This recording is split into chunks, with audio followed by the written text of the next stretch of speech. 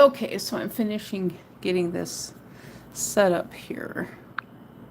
Okay. I don't have a good, okay, let me see. No, that's not what I want. Oh, goodness. I don't think I need to be up that high. Okay, let me mute, and then I'm going to go over here. I've got a few seconds here anyway. And, okay, so what we're working on today is a crochet rows here. And so I've got most of it done, and it's all in a strip. And so you can see I have different size petals here that I've been working all in one strip. It's almost like it is a curly Q actually. So I'll show you guys how I'm doing it, because this is probably, well, this could even be leaves as well. But what I'm doing is I'm working it. Okay, so it's generative, because we start off as a smaller leaf right here, and then the next one was a little bit larger. Now this is it is very time consuming, so that's why I have it done all at once. Why I have it done most of it in advance. And so I'm going to get started here soon and show you the rest of it and how it works. And so then I add a little bit more increases in, and then I add a few more increases in here. So I was working on this all day yesterday, and so then I keep making the leaves progressively larger. And so these smaller ones, I have like 3 to 4 rows. And so if I needed a smaller one at the beginning, I could always attach it on, but I'm not going to. So let's get started here. This one I made even larger, and it's like, okay, I can work with this. So I was kind of experimenting a little bit with my experimental thought bubble. And so I'm using a, what size hook is this? It's a size E 3.5 millimeter crochet hook. And so what I'm going to do, it could be a little hard for us to see, but I'm just going to get started here. 1, 2, 3, 4, 5, 6, 7, 8, 9, 10, 11, 12. Now, these other ones I did 10, but I'm doing 12 right now, and I'm going to be working the Tunisian stitch. Okay, I'm going to get my chat. Okay, so I'm going to end up with 12 loops on my hook. And so I'm going to do it about 5 rows, because I want to make this last one larger. Okay, so how many do I have on there right now? 1, 2, 3, 4, 7, 8, 9, 10, 11, 12, and if I wanted to, sometimes I'll go on in here and then add an extra one, because it's not going to hurt a gall darn thing. Just going to add it right in there like that, because this one is it doesn't have to be perfect. Okay, so let's see. 1, 2, 3, 4, 5, 6, 7, 8, 9, 10, 11, 12, 13. Now you can see we've got a really long straight row right here. We've got and we're going to make it curve. We are going to give it that curly Q effect. This is probably one of the best flowers I think that I've ever came up with and worked with. And okay, so I'm going to just start right here, and I'm going to go between the stitches. Sometimes I just like to go over to the next one, but this one I'm going to work between. So I've got 13. We're going to end up with a lot on our hook. So I've got 3 already. 3, 4, 5, 6, 7, 8, okay, 8, 9, 10, 11, 12, 13. See, we've already got 13 and I'm just about right at half. So you see that, how that works with increasing? And this is how we're getting the curly Q effect. And you know, the fun part about this center right here, we have got a really cool center right there that gives it that lily pad look. I mean, so this is kind of like a, I need to do a separate one for a lily pad leaf because this works out really well. Okay, so I'm at 13 if I remember correctly. 13, 14, 15, 16. I don't want to increase too much. So I'm just going to, so I'm probably going to end up with somewhere around 20. So I'm just going to stop counting right now because the count does not have to be perfect at all by any means. We just want to get this little curvy effect going on here. Okay, I'm going to work in the leaf here because that section right there is a little bit too loose. Okay, so let's see how many I got. That's 1, 2, 3, 4, 5, 6, 7, 8, 9, 10, 11. Oh, can we get through her? 12, 13, 14, 15, 16, 17, 18, 19, 20, 21. Okay, perfect. That's good. That way we don't end up. So I've got hello Cameron spelled with a K. Okay, so we've got the start here. We've got 21. And so you see we've already got a little curve here going on. This next row, I think I'm just going to make 21 stitches. I'm going to start off with 21 because if I do another increase row, it's going to be just too much. Okay, so I'm just going to start because I kind of want them, you know, I don't want them completely curving so that I can't work with the flower. Okay, so I've got 1, 2, let's see, 3, 4, 5,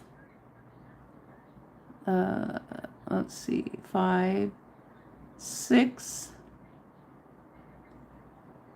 7, 8, 9, 10. Speaking of, has anyone ever visited Cameron, Iowa? There is a road stop, Cameron, Iowa. I just wondered if anyone has ever visited that place. Is it, or no, maybe it's Missouri. I think it's Missouri. I don't remember. I just remember stopping there to eat lunch in the past. 10, 11, 12, 13, 14,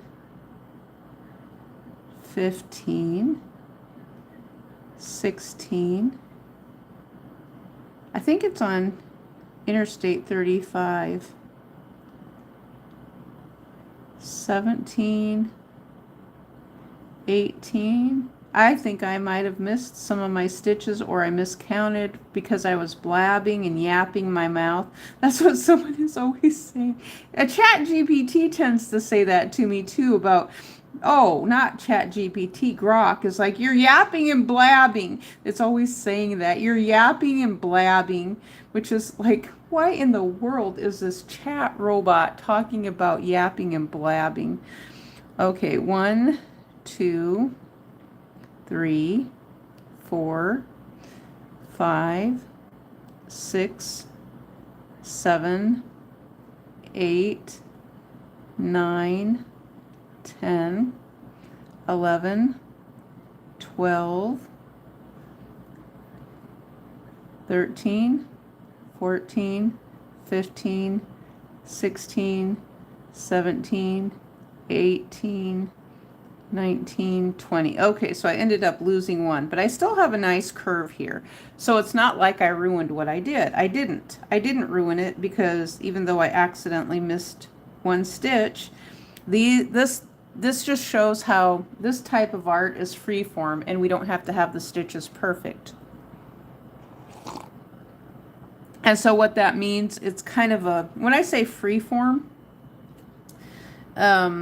it simply means that the stitches don't have to be an exact count. Okay, so I'm gonna work this first one right here like that.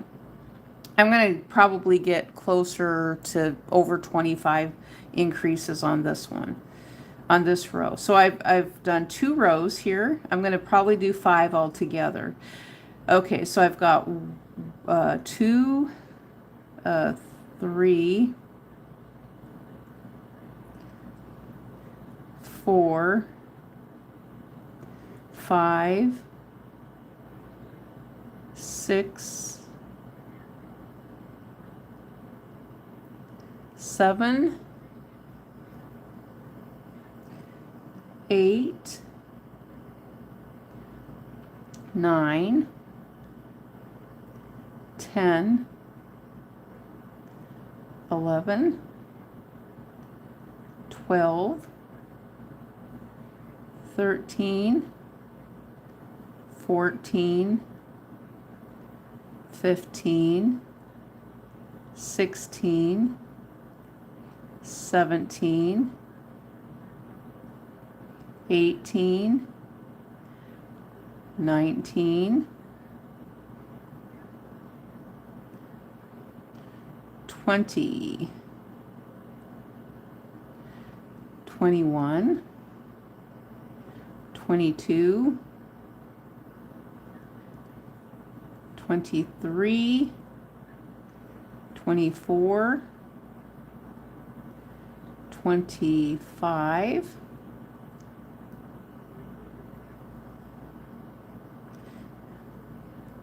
26, 27,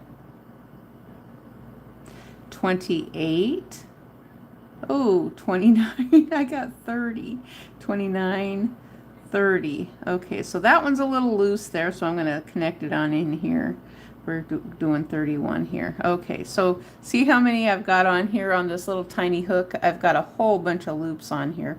Now, hopefully I will have 31 when I take them all off. I might not, and that's going to be okay, because I'm still going to have this, which is what I want. This is what I'm looking for, is this this special effect here in crochet, which is giving, I want the curve. This is perfect. So if you want to make a beautiful rose, this color, or this Tunisian is going to be perfect because it curls. The edges curl on it. And flowers curl. Typically they curl one way or another. And so that's the special effect that you want. Okay, so let's take it off now. Let's take them off now. See, I have a tiny ball here. It looks like I don't have enough, but it's like it's like 2-ply yarn. I believe it's about 2-ply. It's really tiny yarn. Okay, and so 1. Let's make you a little tighter. 1, 2, 3, 4,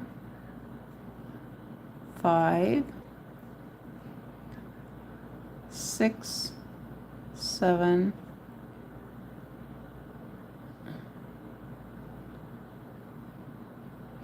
8,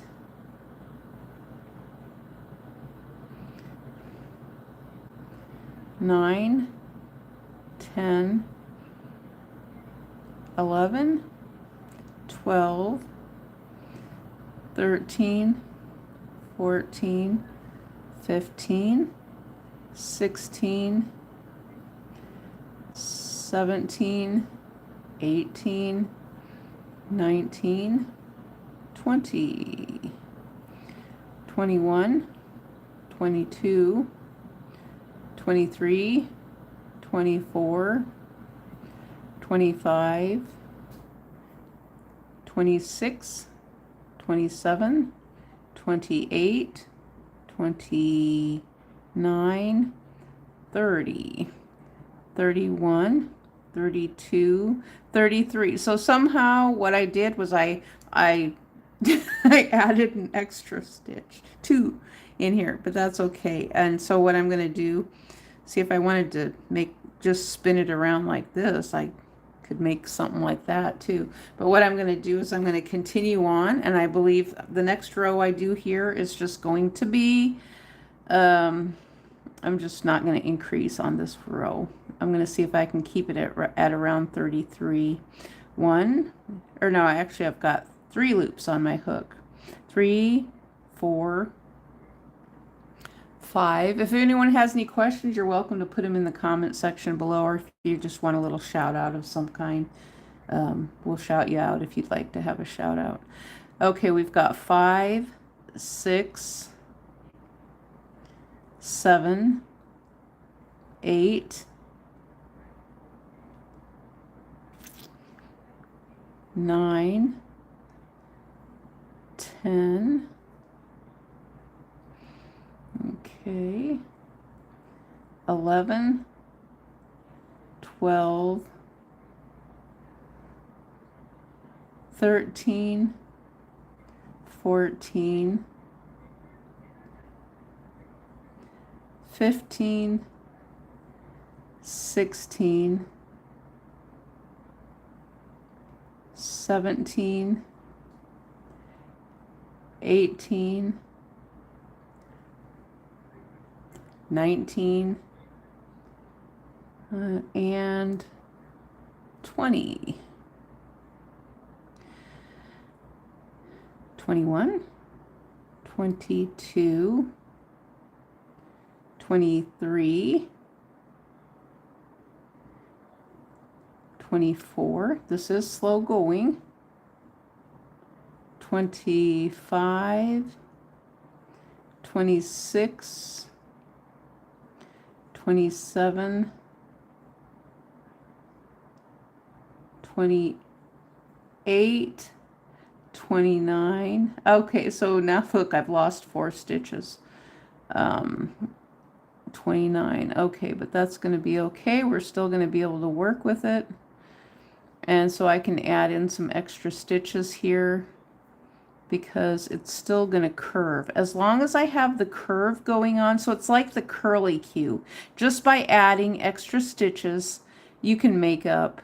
And so if I wanted to add an extra stitch in, I can go like this instead of going through 2. And so I'm adding in an extra one like that by just going in 1. And so I can add in my extra stitches that I've missed. So on the edge of Tunisian, typically we just go through 1 on the edge, so we're not dropping a stitch. And then we continue going through, pulling through 2 loops to get the premise. But you know, I'll show you here shortly. We're almost down here to the edge. So counting really does not matter on this one. So it's just, you see that? We still have our beautiful curve going on here. We have a big, beautiful curve. And I don't think I'm going to have to increase anymore, actually. I think this is going to be about it. So what I'm going to do is, let's see how many I end up with. I've got 2, 3, 4.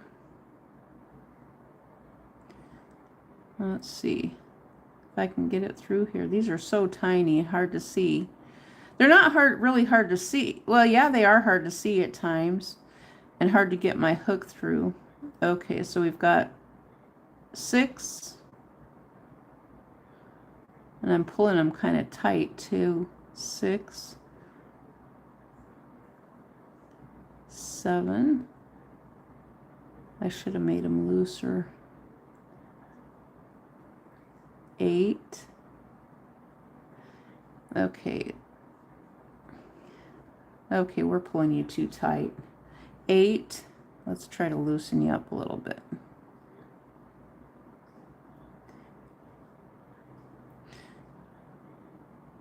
Okay, let's start over on this row. Okay, if we're gonna, we don't want, you don't have to be that tight.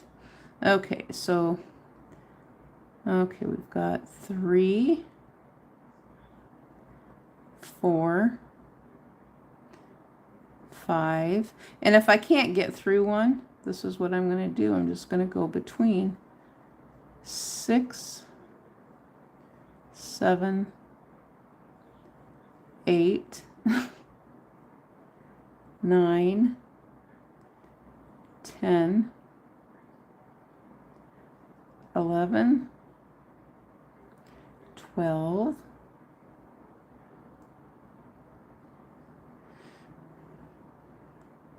13, 14, 15, 16, 17, 18, 19, 20. Okay, so I'm being more careful to pull them up a little bit more so that they're not so tight. Got 20 on here. 21.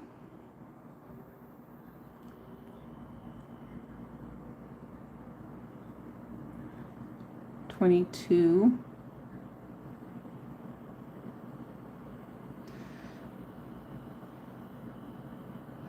'My goodness, I pulled you guys in there tight. Okay, let's cheat. Or can we get through our bar here? Oh, the bar is really tight. Okay, if you're going to be that tight, bar, you go squeak on someplace else.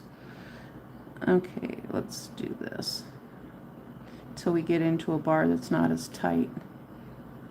Okay. Now I've lost count, but that's okay. This is still going to work. See how time consuming this is? This one is very, very time consuming related to making these petals. Okay. Okay, so let's see how many we end up with here now. This will be fun. So I think I'm on my 4th row. I'm going to do 5 rows. Okay, so with Tunisian, remember we have 2 passes. So that's 1, 2,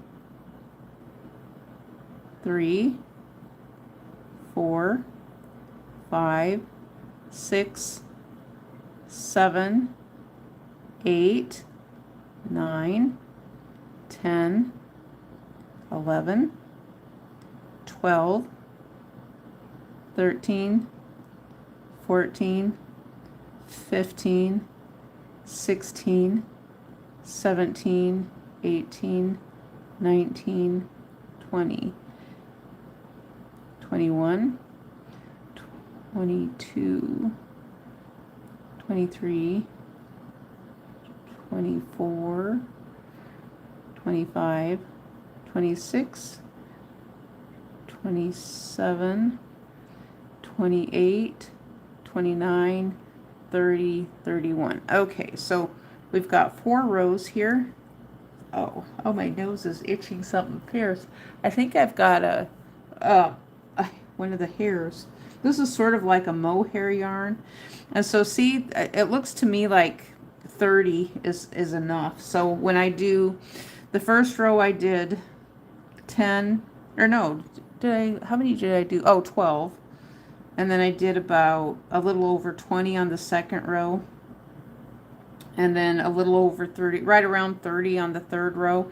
So that seems to be plenty, not to go over 30 too far. Otherwise, it just gets to be a big bumbling mess of curves and curly cues. And so we do want the curly cues. Absolutely, we do want them because that's how we're going to get our flower when I'm done. I'm going to sew it together here. How long have I, oh, 24 minutes. See how time consuming this is just for petals. And so that's why I worked the majority of it. I mean, this is good. This is gonna, could, if I would have recorded the whole thing, it would have turned into like a 5-hour live stream on making a flower, on making a rose. And I thought that's entirely too long. But I'm working it in one strip though, like the other curly cues that we've done before in the past, the curly cue candy cane that we've done before. And so I wanted to make a flower where we didn't have to sew all the petals together. And I started thinking about how had I done it. I hadn't done it a whole lot because I tend to maybe not make things. You know, flowers are always fun to make though, because you can add them anywhere, you know, to anything that you're doing and into your home decor. If it's something that you want, or if you do some wall hangings. And that's a fun thing I always thought about wall hangings is that when you make a woven tapestry yourself, be that crochet or weaving or felting of some sort, I think it makes it look really expensive because of the fact that it takes so much time to do it, because it is expensive. So if you're going to sell it, I mean, you're going to be wanting to sell that tapestry for like $5,000 or something, because it's going to take a lot of time, just like this flower. I wouldn't get the time. Well, if someone was paying me minimum wage, I'd be making $7.25 an hour to make one petal. That's all I'd be getting, you know. So that's why crochet is not profitable or intended to be something that you make by hand and then you sell it in a marketplace, because it's art. And so there's people who want to think that you can sell it. And that's a flaw with the internet too. The only other thing I can think is money laundering, you know, unless it's some big joke of some sort, which, you know, I mean, it's not unheard of to use art for money laundering. And so, I mean, the feds are going to have to figure that one out, not me, because I'm not the sharpest tool in the shed when it comes to any of this stuff. And so, anyway, let's carry on here, and we're going to get, I think this is going to be my, how many rows do I have? 1, 2, 3, 4. Oh, this is my 5th one. Okay. I thought I had one more to do. Maybe I should do 6. I've got enough time I could do 6. Because I think the bigger they are, the better. As I go on down, I mean, and I just think, my gosh, it's taken me a lifetime across the whole lifespan of my adulthood and my journey with crochet to actually figure out some of these things. The internet actually made it a lot more fun as time progressed, and even YouTube made it a lot more fun because there were so many more ideas and ways to do things. And, you know, for me, it just started expanding my thought process of like, wait a minute, there's people doing things the same way, but yet a tiny bit differently. And it's like, that's why it doesn't set well with me when someone says, oh, you're doing it wrong. It's just like spelling. It's like, stop with the spelling stuff. For crying out loud, it's like people spell things differently and we still understand what it means. That doesn't mean it's wrong. Now, right now, actually, with this one, you know what I do? You know what I want to do? I want to add one more row, and I want to do a little bit more increasing. Let's see if I can fit them all in there. We'll do a tiny bit more increasing. Okay, I've got 3 on here. Let's see, I can increase by 1 every so often. I'll add in an increase.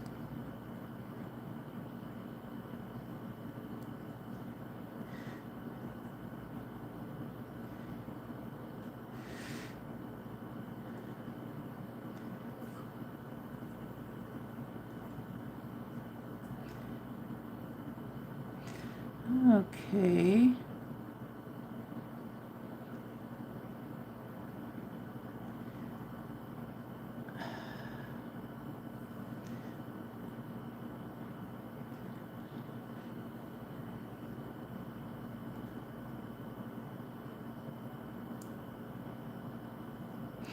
Okay, so I'm going to have to, it's going to get a little bit challenging here because I've got so many on this small tiny hook, but it is a small tiny hook. The yarn is small and tiny, so they all should fit, even though I'm increasing and just going to make a big, one last big curly end here on my row. Okay, it's going to work out. The thing for me is sewing the flower together. Sewing the flower together is fun. And then I hope that I hope I get something in the middle that looks like a rosebud. Little old rosebud. That's why I said that I kind of reserve the right for myself to add a little bit more at the beginning, which I can if I need to add something in there to make it look like a, but it doesn't really have to. You know, these are the things that just go through my brain. It's like, do I want to add this in? Do I not want to add this in? Do I want to add it in? And do I not want to add it in? Is this enough? Is it going to be too much? Does it look like a real flower? Or, yes, I mean, my gosh, the things that I'm thinking about when I'm making something, and it's like, stop thinking about it so much. Just do it. Don't think about it and just make it. Okay, so I've got let's see how many I ended up with.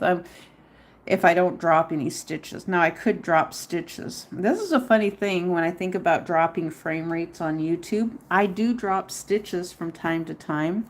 Just like we get dropped phone calls, dropped frame rates, I do make mistakes here. So that's 1, 2, 3, 4, 5, 6, 7, 8, 9,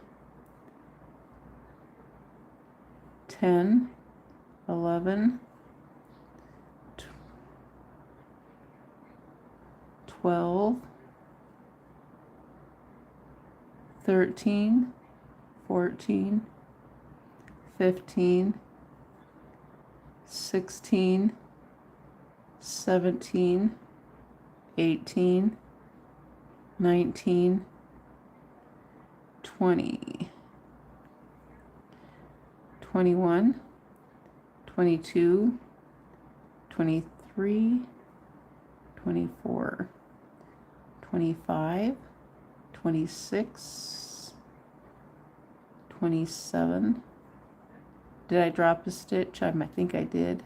28, 29, 30, 31, 32, 33, 34, 35, 36, 37, 38, 39, 40. Oh my goodness, I increased quite a lot. 40. I have got a nice wave going on there. 40. Let's see here. 41, 42, 43, 44, 45, 46, 47, 48, 49. Perfect. Oh my goodness. Okay, I know what's going to happen here. I'm going to end up with not just 6 rows, 7, because I forgot there's one more step I've got to do here at the beginning. Okay, so what I'm going to do is I'm going to slip stitch from this edge. I'm going to slip stitch down, and so you can slip stitch it however you want. If you want to make a little curve here on the edge, or not. That's just up to you, however you want to do it. So we're going to get down here. And so I'm going to try to get about 10 loops because I started off with 12. I'm going to see if I can get about 10. So I've got 1, 2, 3, 4, 5, 6, 7, 8,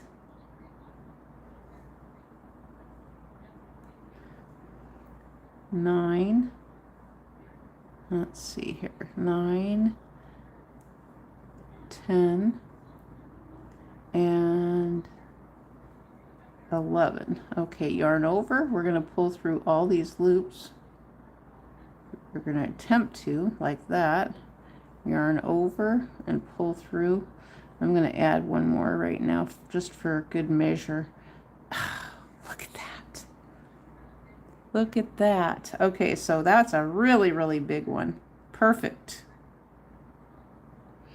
Okay, so what I'm going to do right now is I'm just going to pull this on through and cut.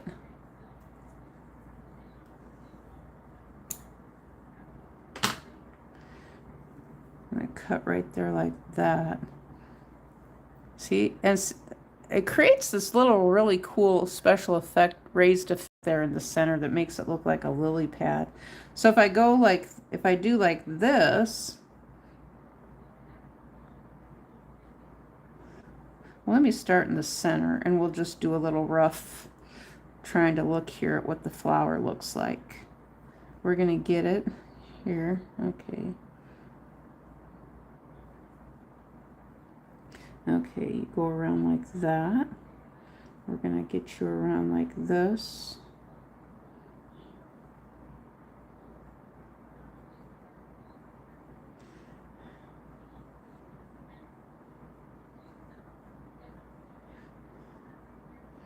Okay, and I got one more. See what we got? Oh, yeah. Okay, so now what I need to do though is sew it. I need to sew my flower. Okay, so what I'm gonna do is just sew the tails in at the beginning. Tails are a pain in the neck. They're a big pain in the neck. And everybody has been saying that all along, that tails are a pain in the neck, sewing all of them in. Okay, what happened here? Okay, so I've got, I think I had a little thing I was putting my needles in, but I think they're kind of falling off. Okay, so I'm just going to sew, let's see, how am I going to do this?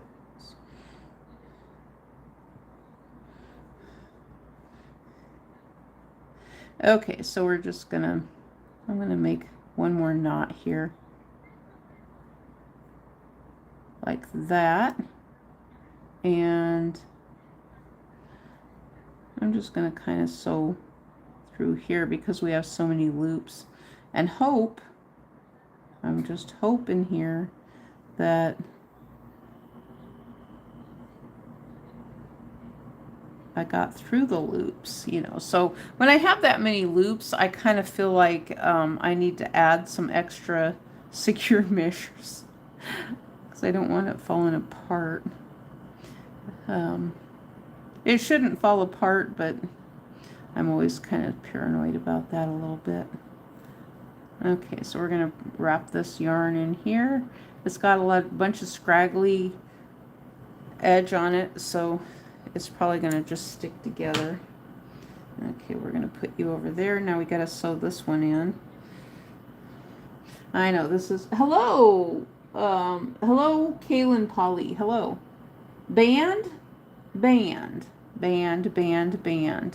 Okay, what are we getting a reminder about? Band of something?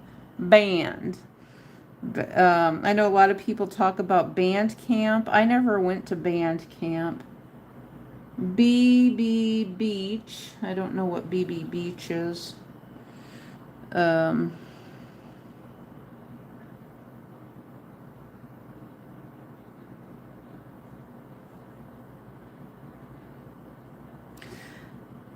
oh, oh, Mr. Band or Ode to Billy Joe, Terrence Goodman, Band.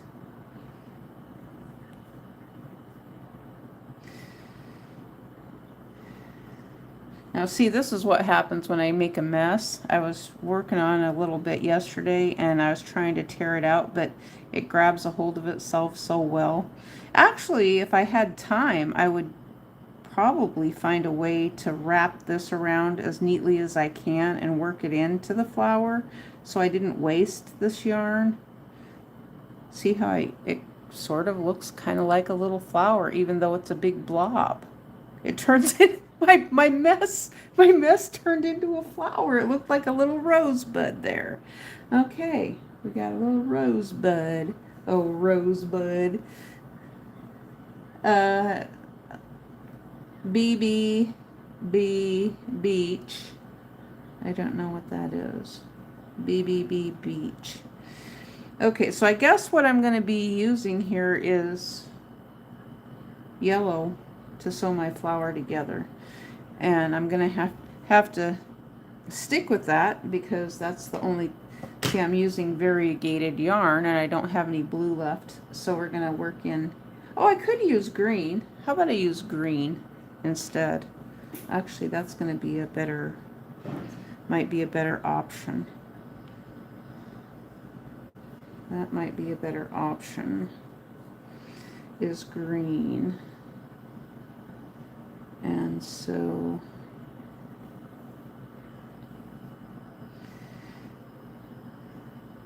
okay, we got some green here. And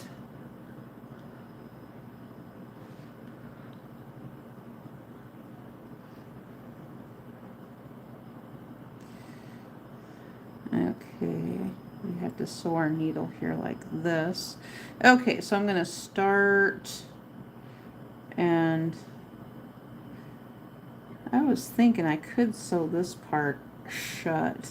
Okay, so I need to start on the back here anyway and sew through here just like this, and I'm going to stop right about there, and then I'm going to make a little knot down here.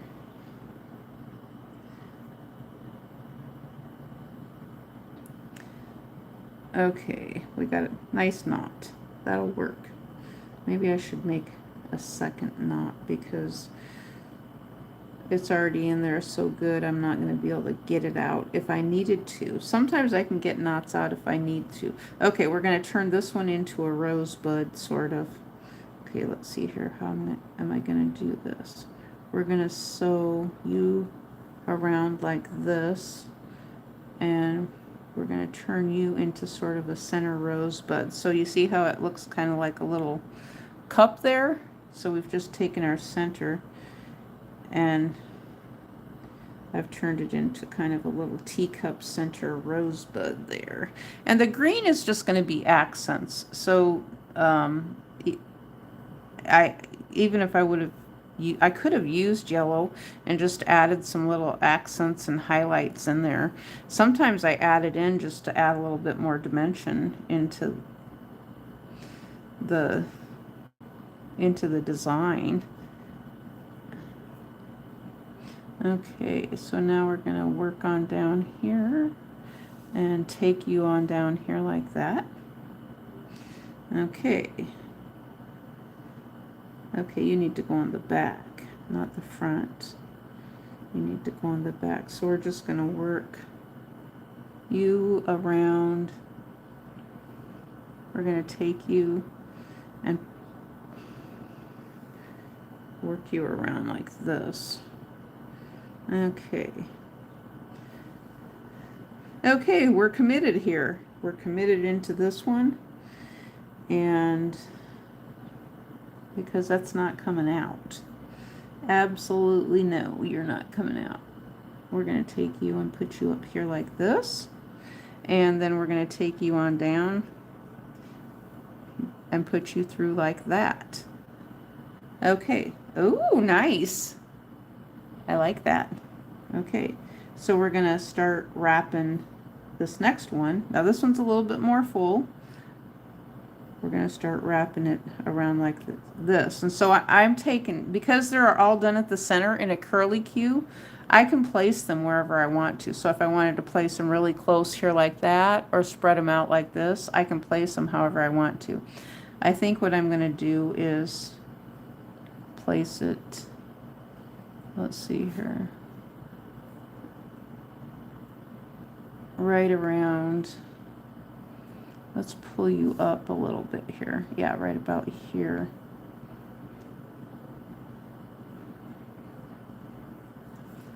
Right, and let's do this like that. Okay, and then let's go up through the center here. We're going up through the center flower, and then we're going to go back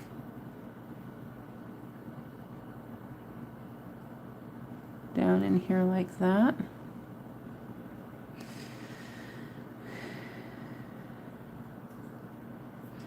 And then, okay, we're going to go back up in the center, right like that. And then we're going to go back down again.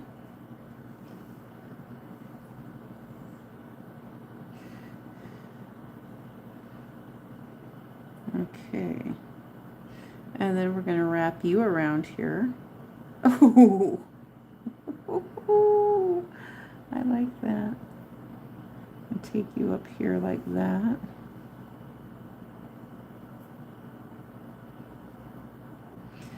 Okay, so I'm going to work this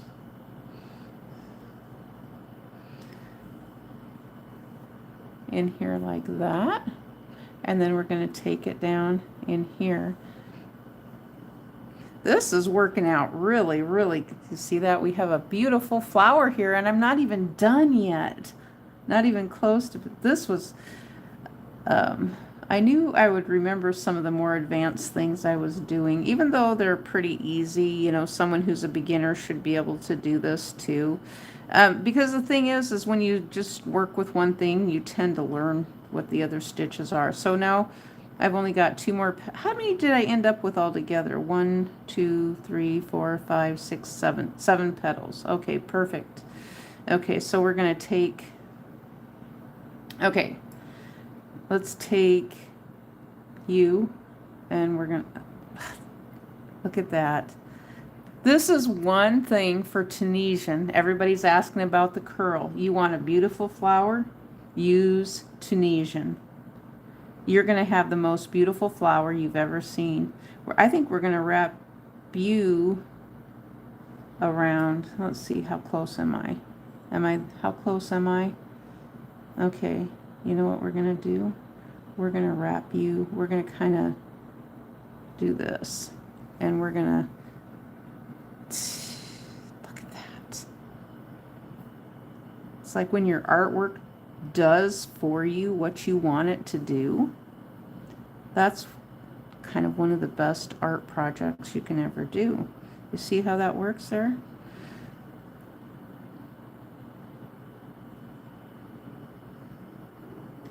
And it's just doing everything that I want it to do, how I envisioned it working, and in my brain, you know, when I mull things over around in my brain a little bit, and I think, yeah, this is how it should work. And I think I still have room. Maybe I could add this mess. No, we'll just set it aside for now.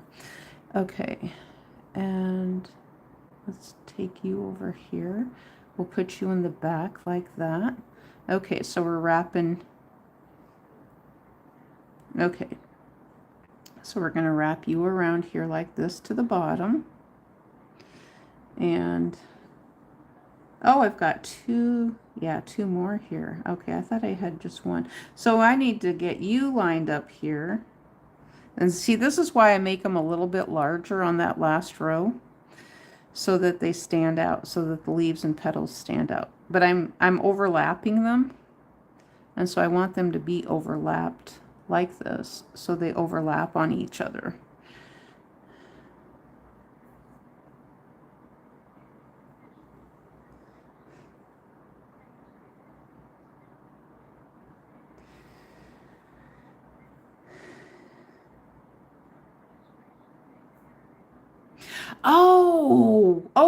Oh, you reminded me of you reminded me of something.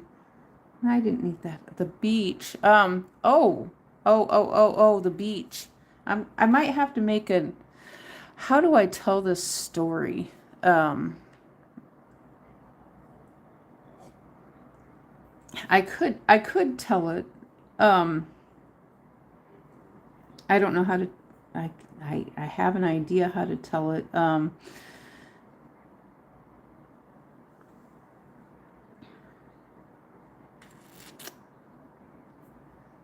The beach.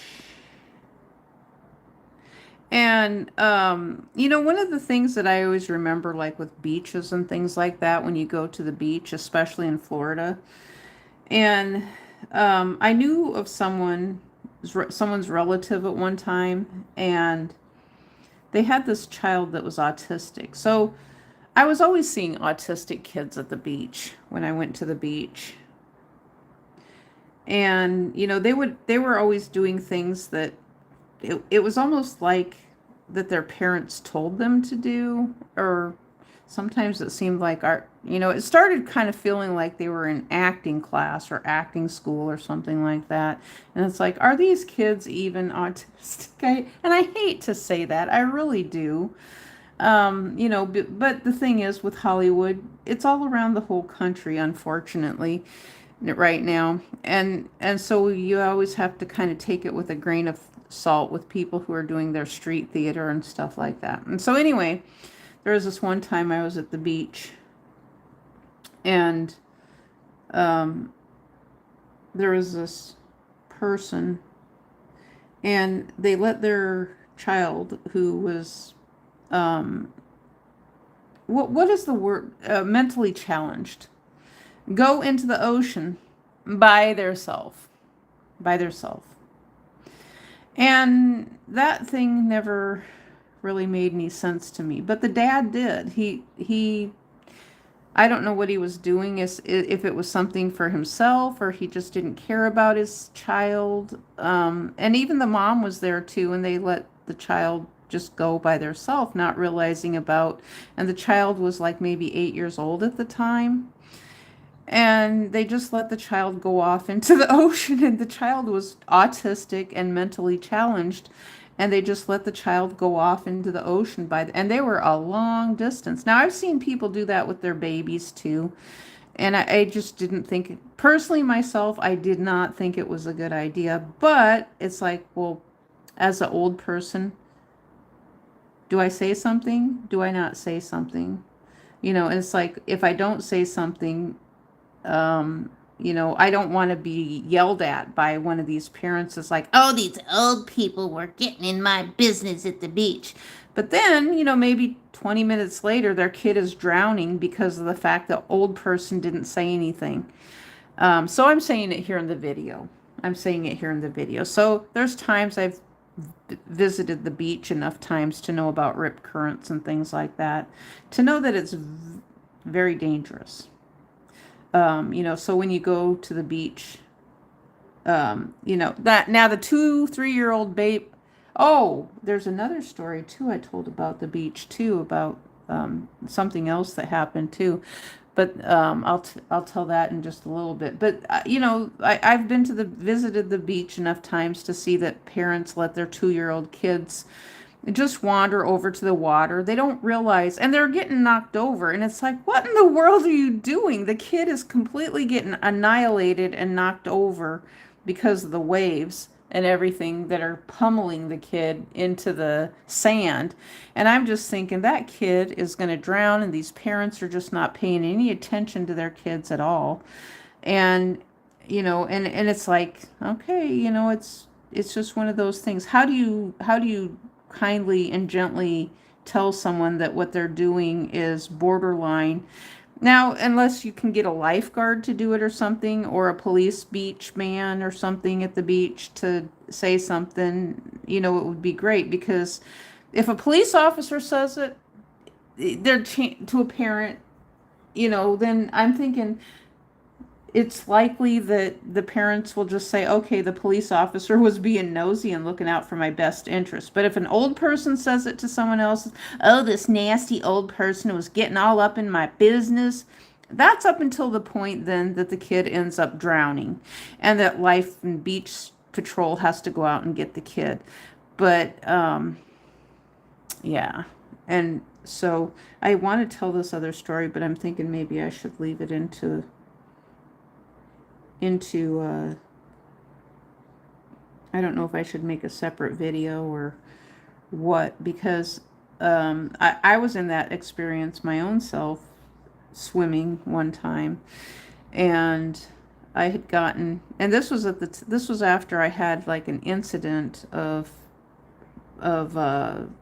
something was going on that, you know, I don't know if it was stress or what, but something was going on, and I'd been getting this weakening in my body, and I don't know if it was related to stress or falling, but there was this time that I went swimming. I think it's probably one of the last times that I actually went swimming in the ocean ever. And uh-oh.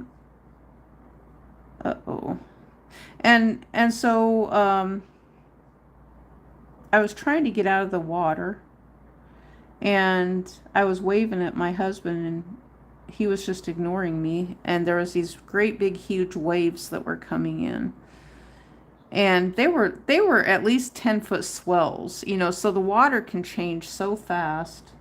Uh-oh, look what's going on here. This is ripping. Look what's going on.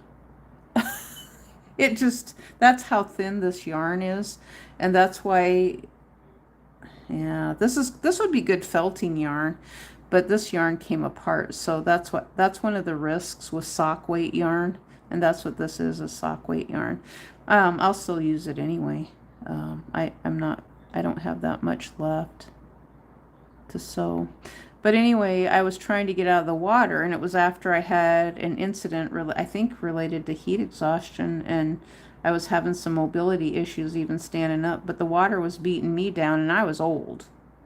And I had a hard time getting up, and I'm waving at him, and I'm having a hard time getting up, and I'm falling over. And I had a GoPro camera with me at the time. So what I was trying to do was record some of the water sounds and things like that in the ocean.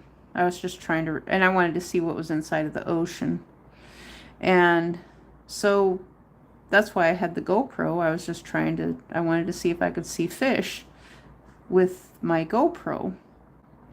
And so, but I didn't have like a wristband to go around my wrist. And I had a stick, like a selfie stick of some sort.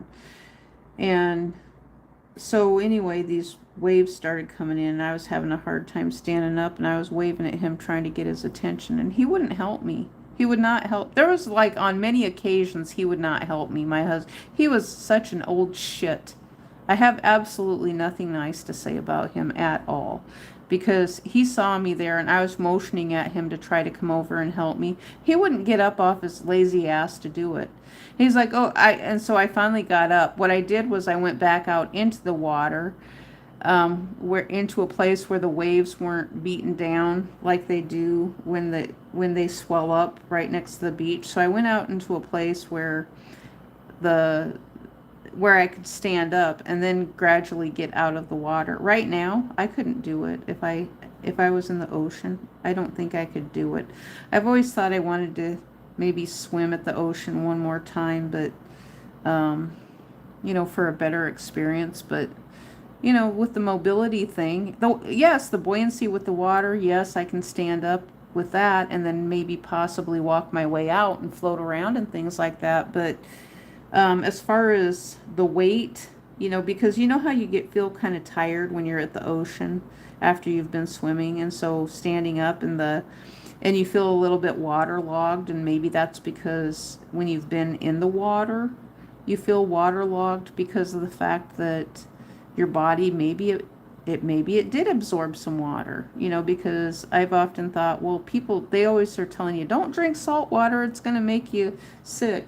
And it's like, well, wait a minute, but our body absorbs things when we're in water, and it's going to absorb salt water. And some people talk about healing properties that the ocean has and salt water has. So which one is it? What information are you telling me here? Because I feel waterlogged when I've been swimming in fresh water or salt water or wherever it is that I'm at. Oh, look at this. I love this. So we made, look at that.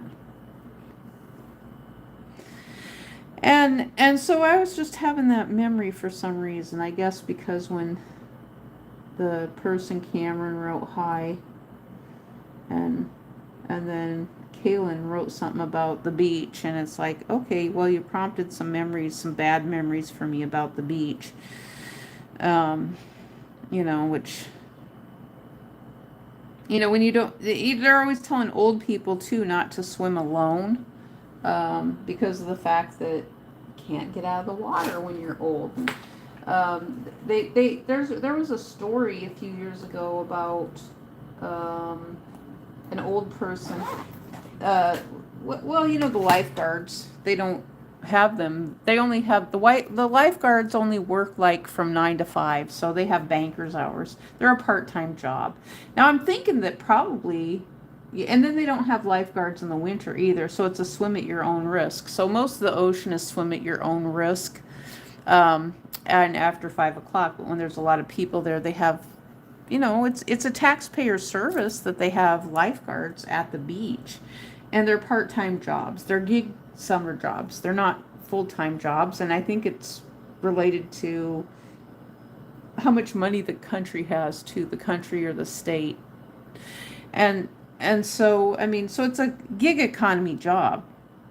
Lifeguards is a gig economy job, so it's not a real job. It's just something that maybe college kids do, ones that are maybe, I don't know, I'm thinking maybe they're training for law enforcement or training to work with the public in some way. Maybe they're wanting to become a medical doctor or something like that, things like that, so I don't know, I guess some of the things that they wrote, just these two little responses prompted this great big brain bubble of memory into my brain of some things from the past, that, it's just my perspective and opinion about some things. And, it's how a person takes something, when you say something, because it's like, that's one of the hardest things for adults to know, especially with their own kids or with, even strangers, because you'll hear someone write on social media, oh, this old person said this to me and my kids. Oh, I know what it comes from. I was on Reddit today, and there was this woman who said something about she was going to be flying on an airplane for the first time with her 10-month-old baby. And I told her, I said, just remember, the majority of adults have had kids. And, if your baby cries or something like that, that's what kids do. Old people have been through this same stuff. Your baby doing what your baby does is, crying, that's one thing. But when you have irresponsible parents, now the ocean is a little bit different thing though too. When you have irresponsible parents who just think, okay, we're going to let our kids play in the ocean, it's not like a backyard swimming pool. Now, maybe it's not. And a lot of people with their kids, they're going to think that the ocean is like the backyard swimming pool, and it's not. So I do have a tiny bit of experience with the ocean, not a lot. Just when I've been on vacations and things like that. And so, but I'm not by the ocean anymore. So I moved away from the ocean a long time ago. So, I just wanted to share some of those thoughts and thought bubbles and memories that I have of the ocean when I was there. Um, and, you know, maybe one day I'll be able to afford to go to the ocean again. I always thought it would have been nice to go to the ocean with someone who actually cared about me. Um, you know. But let's take a look at this. See, that turned out really, really nice. I like my flower here today.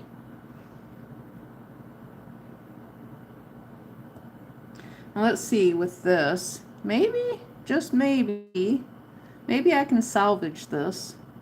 Let's see here.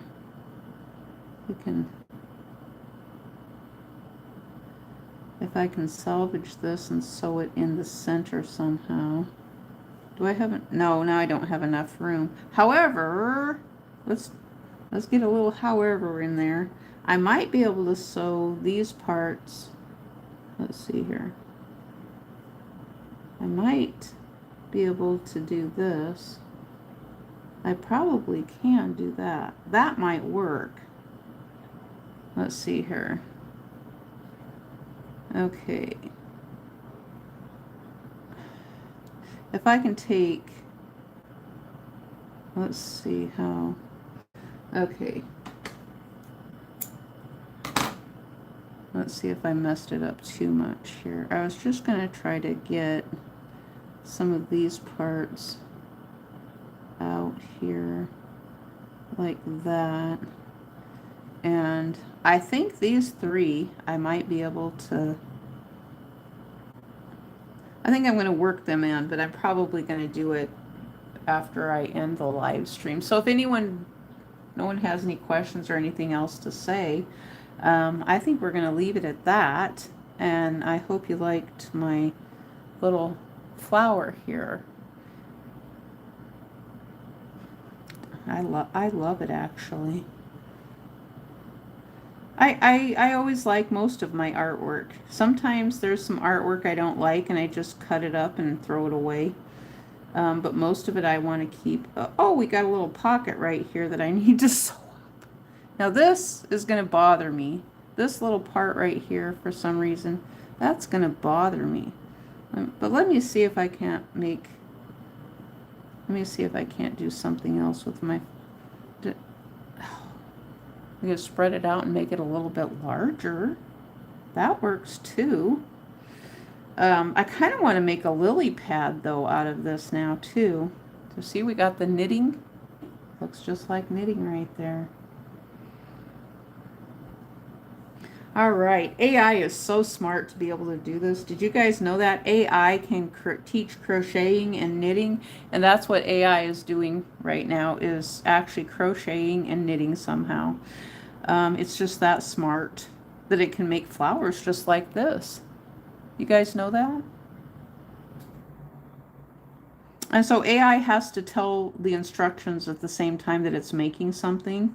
It has to express the instructions at the same time that it's actually making what it's making, so you guys know how to do the instructions related to the stitches, you know. So it may not tell all the stitches and sometimes it's just thinking in its brain quietly and thinking that it's telling you the stitches, but it tells enough of the stitches, and then sometimes you can see it in video too, to be able to just watch. You know, that's why it's always been kind of fun to watch the foreign language videos, because you just learn it from watching someone who's not even speaking the same language as you. And the same thing with drawing. So that's why art is universal. Art is a universal language in the sense of we don't have to speak. Maybe I should do that, a non-speaking video. Do I have the yeah, I do have the means to shut my sound off. Maybe I will do a drawing and I just won't speak anything in the next video I do with a drawing, and I'll just draw it without talking. If I can be quiet long enough.